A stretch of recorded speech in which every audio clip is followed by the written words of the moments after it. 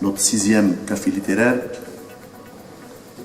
l'ouvrage de notre ami M. Henni Abdelkader, sociologue, auteur de plusieurs ouvrages, archiviste, on peut dire ça. Voilà, donc, archiviste.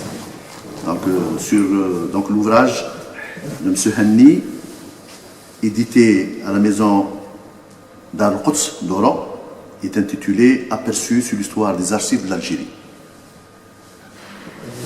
Pour l'anecdote, comme ce que j'ai trouvé à Belabès, et quelles conséquences et quel effet ça a eu, et quel effet ça pourrait encore avoir. Une lettre de Nabil Abdelkader, c'est surprenant. Une lettre d'un chef d'État, parce qu'on a conçu comme chef d'État, dans les petites conservations des archives, non pas conservation, le petit service d'archives des forêts, l'arrondissement. C'est un arrondissement, c'est étonnant. Bon, ça, ça a des explications historiques, on peut en parler, mais ce n'est pas le moment. J'ai trouvé que les archives du camp de Daïa, le camp de Daïa était à Belabès.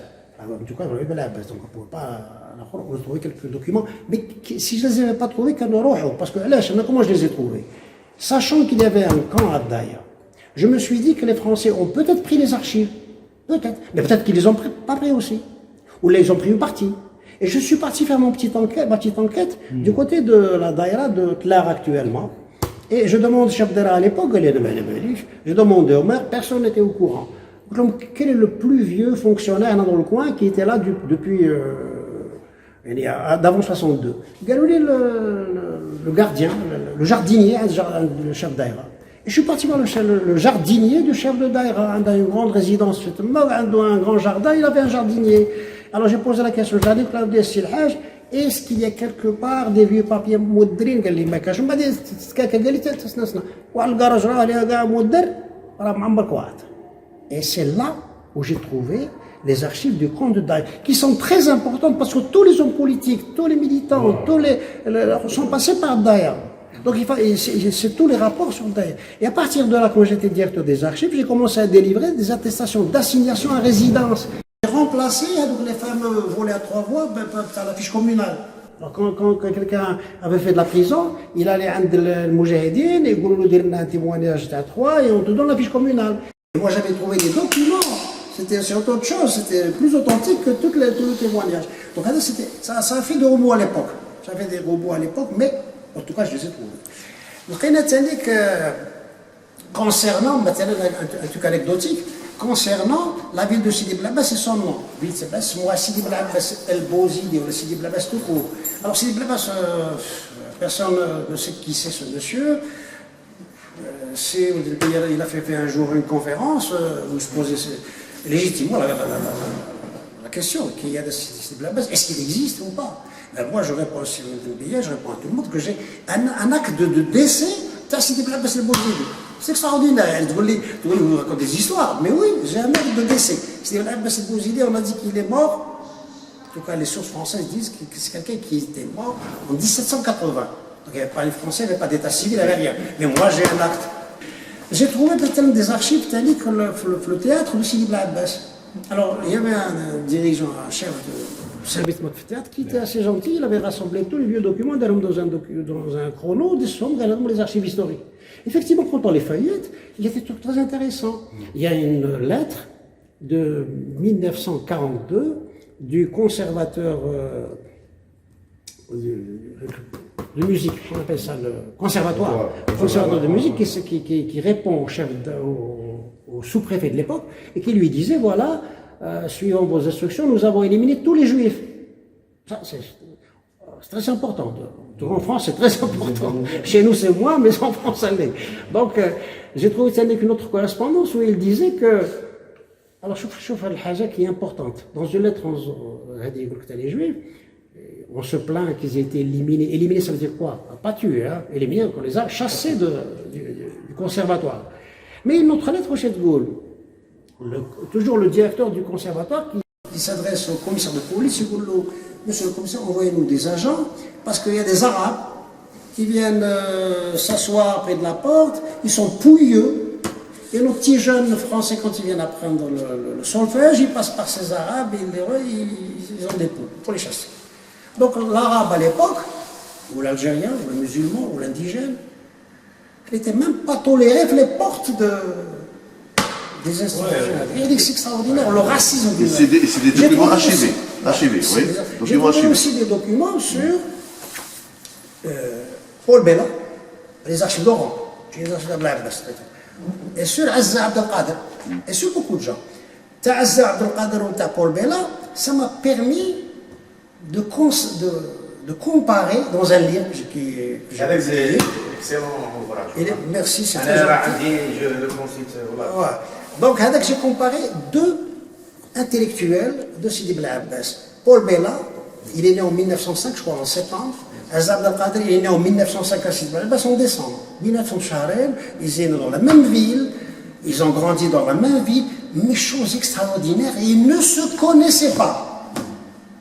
Quand j'ai dit ça à quelqu'un de Saïdi Faisal qui a fait un doctorat sur Paul Bella, tu exagères. Non, j'exagère pas. Donc, trouve-moi un document, un seul document où Bella cite une seule fois Azza ou l'inverse. C'est pas qu'ils ne se connaissaient pas, c'est pas possible. Ils étaient dans la même petite ville de Bel Abbas. Ils s'ignoraient. C'est le signe d'une société raciste. Le colonialisme, c'est du racisme institué. Un petit. Il était membre de l'Assemblée. Oui, mais quand il est venu Lorsque Bella a été disgracié, parce que Bella, il a fait le jeu du gouvernement de Vichy, il a chassé les Juifs, il a poursuivi les Juifs, les Américains c'est bien fait dans sa pomme, et c'est à ce moment-là que qu'est-ce que je dis de Bella, qu'est-ce que je dis de Azza? C'est un monsieur timoré, khaïf. Quel khaïf. Mahat Harar Bella, le fasciste, parce qu'il était membre du PPR.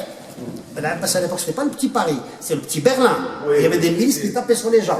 Donc c'était autre chose. Donc, la différence, si on compare Azza à Farhat Abbas. Farhat Abbas, je crois qu'il a grandi à Sétif. Ou alors on a grandi à Bel Abbas. Ce sont deux villes presque comparables. Seulement Hadak Ben, parce que Sétif, c'est une ville où il y avait comme 75%, ou 6 ou plus, d'indigènes. Bel Abbas, c'est l'inverse. Il y avait 75% d'Européens. Au point où, je vous cite encore cette anecdote parce qu'il faut qu'on rigole. Ils étaient les deux au point où Toufiq al-Madani, qui était le fondateur de Jamiat al-Ulama. Jamiat al-Ulama en 1933, 1930, ou le 31, zepto l'ouest du pays parce que c'était pas très représenté Jamiat al-Ulama. Il est venu, plus tard, après l'enterrement, il a écrit ses mémoires. J'ai ses mémoires, son livre. Il dit, dans ses mémoires, je suis parti avec l'Amsen, Masha'Allah, je suis parti de Moustaganam très bien, je suis passé au Oran très bien, Mascara très bien, Ben Abbas, ya latif. C'est ce qu'il dit, hein, c'est ce qu'il dit. Amma l'ism, fa'arabi muslim, amma l'madmoun, Sbanyour. Donc, c'était en 1931, ils étaient là-bas. Donc, ce que tu es en train de nous raconter, c'est Hanné, ça veut dire qu'effectivement, si des blagues restaient là sous préfecture, on ne vous a pas désigné comme ça.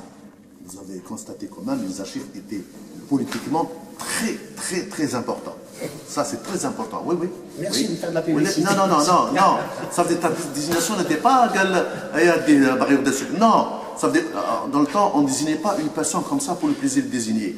Ibn Abbas avait un impact avec le Waqt. Il savait très bien que politiquement, pendant la colonisation, avait un impact très important, militairement et politiquement. N'oubliez pas qu'il y avait le plus grand quartier dans les régions étrangères. Ça veut dire que le quartier Vino, le commandant Thomas, était responsable des services de renseignement de toute la Ligamie d'Oran jusqu'à Colombechal.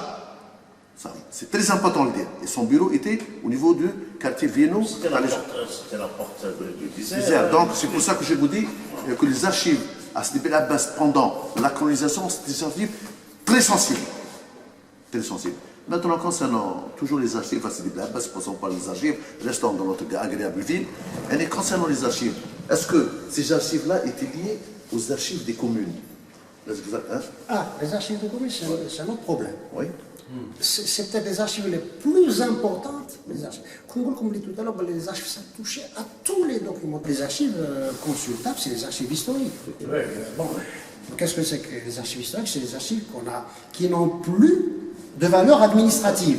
C'est-à-dire l'administration sont dessaisies. Effectivement. Parce que les archives premier âge, deuxième âge, c'est des documents délicats, parce que c'est des documents actuels. Ils touchent des personnalités, ils touchent des secrets d'État, etc. Et à un certain moment, c'est comme a fait actuellement c'est Macron, il a déclassifié, ils ne sont plus classés. Il y a des arrangements de classement, voilà, je vous les donne, dites-moi ce que vous voulez, écrivez ce que vous voulez. Mais ce n'est pas aussi simple que ça, parce que même les archives historiques, vous savez, ça touche la souveraineté, ça touche parfois des choses très sensibles. Alors, concernant Macron, c'est l'occupation et la guerre, c'est simplement la guerre d'Algérie, la guerre de libération pour nous. Ça a été l'occasion. Restons dans notre. Je vous ai posé une question, si vous le permettez. Vous avez travaillé dans les archives de la Est-ce que ces archives-là étaient liées aux archives de la commune? Est-ce que vous avez les archives des communes? Est-ce qu'il existait des archives de communes? Est-ce qu'ils étaient bien traités, les archives des communes? Alors, les archives des communes, comme tout à l'heure, je me suis un petit peu laissé entraîner par peut-être ma passion. Les archives de communes, c'est indépendant, légalement. C'est indépendant, ça appartient à la collectivité qui est la commune. Donc il y a l'état civil, on ne peut pas le déplacer. Il y a deux communes. Il y a la loi sur l'état civil. Pour certaines communes, après 100 ans, on envoie les registres d'état civil à la wilaya, à la préfecture, maintenant à la wilaya. Mais ça n'a jamais été appliqué. Donc les archives de communes, c'est les plans de la commune, c'est les plans d'urbanisme, c'est un certain nombre de choses qui sont importantes pour la commune. On ne peut pas les déplacer. Donc la wilaya, la préfecture, qu'est-ce qu'elle a? Elle a un rôle de contrôleur et d'inspecteur. Oui. Moi-même, j'ai fait, dans ma carrière pour les archives nationales, on m'a envoyé comme inspecteur dans certaines wilayas pour voir un petit peu ce que c'était les archives. Je suis parti à Bchar, par exemple, pour voir un petit peu ce que c'était les archives. Alors Bchar, pour citer un petit peu ça, pour sortir un petit peu de Sidi Bla Abbas, c'est là où on trouve des archives très importantes. Bchar, c'est une zone frontière. Alors, tout le gros problème entre l'Algérie et le Maroc, le droit, c'est des frontières, c'est les archives de Bchar. Même ça, ils ont été pillés, ces archives. Il y a des gens qui ont, pour ne pas citer les gens, il y a des gens qui ont fait des films sur la région, ils ont pris les archives, ils les ont jamais rendus. C'est un gros problème. Vous dites que effectivement les archives de l'Abbas ont été très importantes. Donc je parle de l'Abbas par rapport dans notre région, par rapport en Oranie, c'est des archives qui sont très très importantes. Moi, j'ai eu l'honneur de discuter avec Fouad Soufi, qui était donc archiviste dans les archives de la wilaya d'Oran. Je faisais un travail sur un site à Suisse. Et puis il m'a dit clairement, c'est le FAS. Pour les archives vous avez un site d'archives qui est très très important, dont nous, on prend maintenant. Quelle est la conservation des forêts, les archives de la conservation? C'est un site très, très, très important. Vous l'avez cité dans votre livre. Quelle est la situation actuelle des archives de la conservation des forêts à Sidi Bla Abbas? Je n'en sais rien, parce que quand j'étais choqué, qu'est-ce qui s'est passé? Il s'est passé qu'ils ont créé en 1972, non, les années 80. Ils ont créé des directions d'archives dans les anciennes wilayas. Les anciennes wilayas, je veux dire, d'avant 62. C'est-à-dire, pas Bla Abbas. Les anciennes wilayas, c'est, comme je disais tout à l'heure, Saïda, Tiarat, etc., etc. Et après, quelques années après, les Oualis n'étaient pas contents parce que les directeurs étaient désignés à partir d'Alger. Donc un âge était désigné à partir d'Alger, je dis Bla Abbas, j'ai rien. Je demande aux Oualis de me donner les bureaux, le personnel, on appelait ça le personnel scientifique. Nous étions censés être un personnel scientifique, le personnel d'exécution. Et j'avais donc mon droit de regard sur les archives de toutes les institutions de la wilaya, sur le territoire de la wilaya, y compris le parti FN de l'époque. J'ai essayé de le faire, ça n'a pas marché à l'époque. D'accord. Donc, j'avais un droit de regard et je pouvais faire des rapports sur les archives. Bon, à l'époque, ça n'a pas duré, je suis resté entre, tu l'as dit, entre 81 et 84. Ça a duré 2 ans, 83 ans. Donc, pour faire tous les départements, les travaux publics, le ceci, le cela, l'hydraulique, etc., c'était assez compliqué. Et j'avais jeté un coup d'œil sur les archives de les forêts. On avait trouvé à la lettre de l'Amir Abdel Qader, mais il fallait faire l'inventaire. Il fallait faire l'inventaire de tous ces documents. Il fallait avoir du personnel. Donc la lettre de l'Amir Abdel Qader, c'est la conservation. La conservation, bien Donc sûr. c'est pour ça que M. Fouad m'a dit à dire que c'est Idriss, j'ai des archives d'Oran, mais à Blabez, vous avez des archives. C'est de l'or que vous avez à ce là. Ça fait 10 ans, hein. Ça fait longtemps que j'ai vu cette situation-là. Maintenant, je ne sais pas s'ils ont, peut-être ils ont travaillé les archives. C'est pour revenir à ta recherche. Tu avais une recherche sur Suisse. C'est ça. Donc la commune de Suisse, il y a des documents très importants. La commune actuelle, parce que les Français, ils ont pris des archives. Mais ils ont dû oublier, ou les ont laissé blaguer, ou les ministres. Bon, parce que le travail, il y a quand même des insuffisances. Je formais, j'ai eu ce plaisir et peut-être cet honneur, peut-être cette prétention aussi, d'avoir été à l'origine de la formation de tous les techniciens supérieurs, parce qu'on n'a formé que des techniciens supérieurs, en documentation aux archives au niveau de l'Institut de Belambès. Donc tous ceux qui travaillent quelque part par là, je les ai plus ou moins formés. Quelle année? Ça a commencé à partir de 2000, ça continue jusqu'à l'heure actuelle. Et les archives entre... Alors, j'envoyais des petits jeunes Agda pour faire un stage pratique dans les archives. Alors, comme les archives étaient délaissées, on leur ouvrait la porte, parfois, pas souvent, on leur ouvrait la porte à les archives, je leur demandais de faire un inventaire, de les classer un petit peu et de me ramener ce qu'il y avait. Et là, on trouve des choses extraordinaires. Aux archives de la commune de Belambès, qui sont actuellement conservées l'annexe de la Bremer. Ils ont des dossiers d'indemnisation des gens qui ont subi des attentats terroristes entre 56 et 60.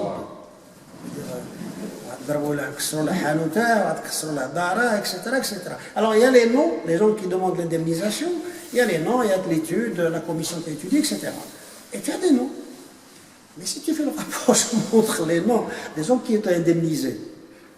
Et la liste des noms qui ont demandé la fiche communale. Parfois, c'est... Donc, moi je reviens toujours, bon, le problème des archives, c'est ça. Le problème des archives réside sur ce point très important, qu'il vient de citer, très important. C'est pour ça que les archives chez nous, il faut le dire, les archives chez nous, c'est un point très sensible. Surtout les archives pendant la colonisation. Bon, revenons aux archives des communes. Oui. Bon, avant d'arriver aux archives des communes, je tiens à préciser que, effectivement, lorsque j'ai su, à travers M. Fouad Soufi, qui est donc un grand archiviste, et puis il m'a dit que je suis parti voir la conservation des forêts. J'ai discuté avec le conservateur de Hadak Louart, qui m'a dit, vous avez gagné, oui, je suis parti Flan, qui était donc un chef de service. قال لي ودي كان واحد الدار هذيته قال لي الله لا يشوف فيها قال لي تدخل لها قال لي بغيت تخلع. Je suis parti tout seul. J'ai poussé la porte avec le sol était jonché de papier. نقسمكم بالله jonché de papier jonché يعني نقول لك زعما ما تشوفش زعما. Et c'était des papiers jamais jetés à tort et à travers, des dossiers aussi à tort et à travers. J'ai vu au black le bab. Là, j'étais outré. Pourquoi? Parce qu'il y a un archiviste, il y a un de renom, M. Soufi, qui m'a dit une phrase très importante, vous avez un trésor à Sidi Abbas, c'est les archives de la conservation des forêts. Et quand quand je suis parti et de visu, j'ai constaté ce qu'il y avait, j'étais outré et je suis parti parce que je me suis dit, bon, il y a un problème quelque part, il y a un problème, et puis comment travailler dans des archives pareils. Et j'ai demandé au conservateur, vous avez l'université, donc vous pouvez utiliser l'université, il y a une pour classer ces archives-là. Et ça veut dire c'est comme Zama, je lui ai dit, Zama, je l'ai dérangé. J'ai compris quoi, je l'ai dérangé.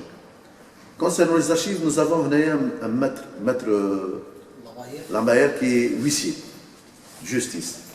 Donc concernant les archives, il y a de la des études notariales et... Voilà, moi, j'aurais voulu qu'on parle d'autres fonds d'archives. Voilà, là, parce que nous avons un invité. Aux archives privées, Privées, voilà, bien sûr. aux archives privées. C'est vrai que les archives d'avocats et les archives, je pense, de huissiers, je ne suis pas certain. Je suis assez vieux, je n'ai plus ma mémoire à moi. C'est considéré comme des archives privées. Mais ça ne veut pas dire qu'elles ne sont pas importantes, c'est très important. Par contre, ce que les gens ne savent pas, ce que même les intéressés parfois ne savent pas, c'est quand même étonnant. Les notaires, les archives de notaires, c'est des archives publiques, considérées comme archives publiques, archives d'État. Et ça, j'ai rencontré malheureusement des notaires qui ne savaient pas. Malheureusement, les choses étant ce qu'ils sont. On a un gros problème dans l'archivage des documents actuellement. C'est vrai que déjà c'est une tradition du FLN. L'Algérie, c'est un pays paperassier, considéré comme trop paperassier, trop de papier. Vous savez que, comme un exemple, pour faire une association, il faut 260 feuillets actuellement.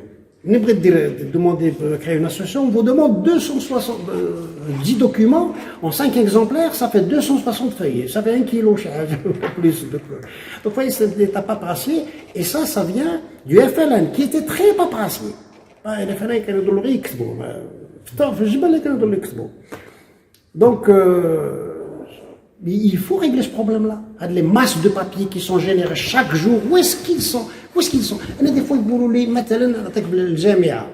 j'ai discuté avec un des recteurs. Peut-être je vais m'attirer des problèmes, mais enfin, allez, on discute. Moi, j'ai 30 000 étudiants à Blabbas.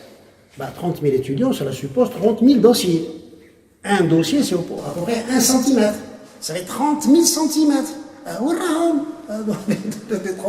Voilà la salle d'archives qui contient tout ça. Mais il y a le nombre de... On voit pas, on ne sait pas où vont les documents. C'est un gros problème. Pour les notaires, c'est la même chose. Les notaires, moi, ils doivent conserver leurs archives. Mais parfois, ils ont des problèmes avec les maîtres. Driss. Ben lui, c'est l'ancienne mémoire de la ville. Les archivateurs de notre avocat, notre notaire, pour les arranger, je crois qu'il n'a pas encore terminé. C'est encore très... En France, dans les pays qui sont un petit peu en avance sur nous, ils ont créé ce qu'on appelle l'externalisation des archives. Moi, j'ai une amie en France qui a fait ça. C'est-à-dire qu'il y a un privé qui crée une salle, qui a du personnel, il prend les archives, les avocats, les huissiers, les notaires, quand ça les embarrasse, ou il déroule avec un versement, où celui qui les stocke, celui qui les conserve avec toutes les précautions qu'il faut. Et chaque fois aussi, il a besoin d'un document, il téléphone, il met le document. Ça vaut mieux que de recruter un archiviste à payer avec un local, etc. Donc, ce qu'on appelle, malheureusement. Certains, ils disent que maintenant, les archives papier, bon, c'est dépassé, tout ça, c'est ordinateur. Oui, mais شكون اللي يقبل يقطع كاع الليفري دو فامي ويقطع لاك دوبول تاع لا فيلا تاعه ويديرها في الاورديناتور ويستنى ما نضمنش بابي باق ما نضمنش. Oui. Pour revenir aux archives historiques nationales, quelle a été la place de la question qui est d'actualité d'ailleurs dans les accords d'Évian? Ont-elles été suffisamment défendues? A-t-elle figuré à l'ordre du jour? Et comment? Parce que j'ai l'impression qu'on sommes en train de vivre quand même moi, je pense des soubresauts moi je pense qui déclassifient, qui te limitent les délais. Donc, la loi, les archives étant des documents publics, ça relève du domaine public et des documents publics, ça relève de l'État. Par contre, ça relève de loi. Et tous les pays ont une loi qui gère, qui permet la gestion des archives. Donc, on a la loi 8809 qui donne les rudiments pour gérer les archives. Archives privées, archives publiques, délais de conservation, délais de communication. Alors, les Français, c'est la même chose. Alors, les négociations d'Évian, si on a fait référence à ce problème d'archives, donc ça relève des clauses privées, secrètes. Parce que dans ce qu'on a lu, il n'y a rien. Qu'est-ce qui s'est passé? Les Français, non, l'archiviste, Pierre Boyer. Pierre Boyer, depuis 1961, c'était l'archiviste chartiste. Hein. C'est pas vous dire, hein. Les archivistes en France, ils sortent de l'école des Chartes. L'école des Chartes, c'est la plus grande école de France. Pour rentrer à l'école des Chartes, probablement, pour rentrer à l'école des Chartes, il faut être docteur en histoire et maîtriser deux langues mortes et deux langues vivantes. C'est pas courant, d'accord? Alors, Hada Pierre Boyer, c'est lui qu'on a chargé de transférer les masses d'archives qu'il y avait en Algérie vers la France. Donc, il a fait un travail. Pour l'anecdote, il y avait Cheikh Bourga الأخضر كان ينعس في البور دالجي وكان شفتهم يدوسوا الكواط مشيت فتشت غير الكواط يدوا ليا بون دونك ils ont transféré tout ومن بعد ils ont envoyé واحد يقول له يا ربي comment je sais pas comment ça s'appelle déjà dans le cadre de la coopération technique parce que la coopération technique l'Algérie était dépourvue de cadres il fallait dans le cadre aider l'Algérie la France a aidé l'Algérie on a envoyé des enseignants des médecins etc ils ont envoyé un archiviste. C'est lui qui, à partir de 63, il a géré les archives. Donc un Français qui gère les archives d'Algérie, c'est quand même... Quand il يخدم معاه اللي كان في البيبليوتيك من تلمسان comment il s'appelle déjà بوعياد الله كان يخدم معاه بوعياد الله يرحمه ولا الله يرحمه مسكين كان يخدم معاه بوعياد mais le patron c'était français ومن بعد il est parti وقالوا له les choses dans la route. Il y a eu des problèmes de frontières entre l'Algérie et le Maroc, entre l'Algérie et le Niger. Donc il fallait trouver des documents. Chaque fois, on envoyait une mission en France pour trouver des documents, pour établir où se trouvaient les frontières, parce que dans les frontières du Sud, c'était pas très bien tracé. Avec le Niger, avec le Mali, avec la Mauritanie, même avec le Maroc. Alors, il fallait chercher des documents. J'ai beau des documents. C'est important, les archives ne savaient pas que c'était important à l'époque, ils ne savaient pas. C'est important. Il faut créer un centre d'archives. Ils ont créé le fonds d'archives. Et juste après, on a commencé à revendiquer, on a compris l'intérêt, on a commencé à dire aux Français, mais donne-nous les archives. Et comme il y a eu les gars, comme tu viens de citer, des gens compétents, Benjaja, Soufi, Hachi, etc., donc ils ont fait des études, ils ont lu les lois, et ils ont compris que les archives, c'est la propriété du territoire où ils ont été générés. Donc le principe de territorialité. Alors les négociations, Soufi, je crois qu'il y a participé, Benjaja certainement, avec les Français, et les Français galons, non, qu'est-ce que vous revendiquez? C'est des documents de souveraineté française. Là, il n'a pas participé. Mektuba Fihom, il n'a pas participé, ouais. Mektuba Fihom, République française, et signé par Jean-François, je ne sais pas qui. Donc, il a fallu sortir avec le principe de territorialité. Non, non, ça appartient au territoire, vous les laissez de là où ils sont. Travailler sur ce thème, elle a été même menacée en France. انا جري الامريكان احنا عرضناها هذه ستيون الامريكان elle enseigne justement في l'université du à Los Angeles en Californie son mari est de هي اللي تشاك c'est pas comme ça. Moi j'ai travaillé à Tlemcen à l'époque il y avait beaucoup de gens lettrés à Tlemcen donc c'est là où il y a pillage c'est les gens lettrés qui comprennent l'intérêt du document qui le prennent. Ah ben là-bas, peut-être qu'il y avait moins de gens lettrés, donc gars de choix. C'était par la suite qu'il y a eu pillage, négligence, etc. Et c'est partout, hein, c'est partout. Moi j'étais aussi à Bachar, j'étais à TBS, je pense. Partout il y a des pillages. Mais là où il y a des gens lettrés, livres, d'ailleurs, les archives de Marhoum, la commune de Marhoum, ils sont très bien conservés parce que le gars avec le petit agent de Marhoum, خاطيه ماشي مثقف بزاف قال له خويا حدا الكواعط يبلع عليهم ما كانش يدخل لهم تمشي لي زارشيف تاع الجامعه لي زارشيف تاع مولاي سليسن انا جيت صافي 2 ans جيت والله مازالوا كاينين. Monsieur Oudenbia, donc les archives, c'est très très sensible, un point très sensible. C'est donc on a lieu pour discuter des archives, mais nous sommes comme tout Algérien. Donc, qui veut connaître son histoire, surtout pendant la colonisation. Tout de suite, on a fait les archives de la colonisation, on n'a pas pu avancer. Donc, c'est fait les archives de la colonisation.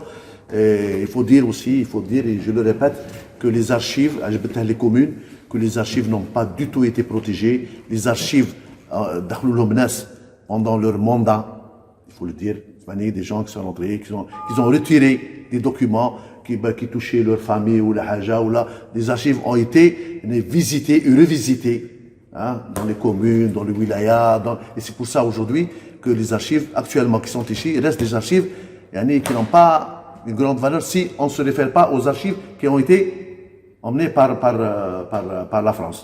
Donc, Anna, je voulais... Monsieur le Fès, Oui. Concernant les archives de l'état civil, il faut dire qu'ils sont restés sur place. Les archives de l'état civil, moi, Ouais, je parle d'administration, surtout. Voilà. Je remercie. انا بغيت نقول غير حاجه واحده باسكو يا ان historien avec nous. Les archives, il faut faire très attention à leur authenticité. Quand on lit un document, il faut être sûr que ce document il est authentique. Parce que les Français, les services secrets français, ils ont créé beaucoup de faux documents. La Bleuite, ce qui s'est passé, c'est à partir d'un faux document. Il y a eu des purges dans le cadre de l'ALN extraordinaires. Fib al-Abbas, puisqu'on y est, Fib al-Abbas, il y a eu beaucoup de désertion de légionnaires. L'ALN se débrouillait pour faire déserter les légionnaires qu'elle amenait au Maroc et de là, soit ils étaient dans l'ALN, soit ils allaient chez eux. Et l'état-major de Sidi Bel Abbas français, ils ont été obligés de créer une lettre de toutes pièces attribuée à l'ALN ou un chef de zone ALN. Il écrit un autre chef de zone, il dit les légionnaires que vous nous avez envoyés, nous les avons égorgés. Si vous désertez, vous allez être égorgé. Donc la lettre a dit, quand on l'a lu, si un historien qui n'est pas très féru, il dit tiens, aucun de non, c'est un faux document. Et des faux documents comme ça. Voilà, merci. C'est bon, un petit point très important. Il a bien dit que à Sidi Bel Abbas, beaucoup de faux documents ont été réalisés par l'armée française, les services de renseignement. Et là, je reviens à dire qu'à Sidi Bel Abbas, effectivement, Sidi Bel Abbas était le point très important concernant les renseignements, je dis, toute la Ligamie d'Oran à Colombechar.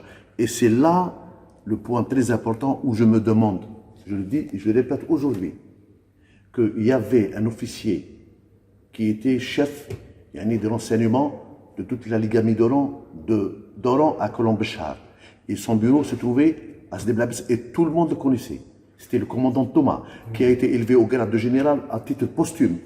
Et ce type-là il est resté en Algérie à Sidi Bel Abbas jusqu'en 1972. Il était gérant de l'hôtel continental de son épouse. Et lui, c'était le responsable de toutes les exactions qui ont été commises ici dans la région de Sidi Bel Abbas et dans toute l'Oranie. C'était le premier responsable. Donc il est resté jusqu'en 1972. Il est reparti.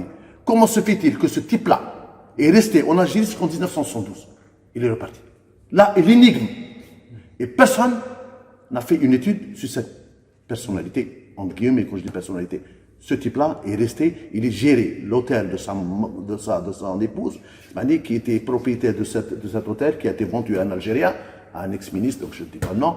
Donc je dis que ce type-là est resté, il était responsable des services donc, de toute la Ligamie d'Oran, et son bureau était au niveau du quartier Vienno, dans la Légion étrangère. Et il est reparti d'Algérie en 1912. Il a été élevé au grade de général à titre posthume, en reconnaissance de ses états, services en Algérie. Ça, c'est un point très important. Et je ne pense pas que les archives ont parlé de ce sinistre individu. Voilà, sur ce point-là, je remercie nos invités, M. Sehla, M. Ahmed, M. Boudinar, Haji, notre historien, M. Boudenbi Karim, Maître Mrah Qadour, Maître Labayar, notre journaliste bien aimé et respecté. Voilà. Le paragériste. Et notre invité du jour, l'inoxydable M. Henni, voilà, merci beaucoup. Les archives, un point très sensible, très très sensible. Et donc on parle d'archives, les archives de la colonisation. C'est vrai, c'est un point très sensible. Donc tant qu'on n'a pas mis un point sur les archives concernant, on ne peut pas avancer. Parce que c'est un point noir. Donc c'est pour cela que je dis que les archives dans le PC de l'Abbas sont des archives politiquement très importantes, du fait que Bel Abbas, après l'indépendance, en étant sous-préfecture, on lui a donné le titre politique de Muhafada. qui était uniquement destiné aux wilayat, en tant que sous-préfecture à habilité de Muhafada. Ce qui veut dire que l'importance politique dans la wilayat Sidi Abbas était bien signalée. Pour cela, je tiens à vous... Oui, monsieur. Même à titre individuel, les colons, beaucoup de colons qui s'intéressent aussi à titre privé. Ils ont fait des désastres. Désastre, oui. Ça c'est connu aussi. Voilà, merci beaucoup. Merci beaucoup. Il n'y a pas... Il n'y a pas... Quelqu'un veut ajouter quelque chose? C'est là. Là, non, merci. En France, une petite remarque, en France, il existe un centre d'archives vraiment extraordinaire parce que au départ, il était tout petit, maintenant, il est devenu immense. On appelle ça le CDHA. Peut-être que vous avez une idée, c'est CDHA, le Centre de documentation historique sur l'Algérie.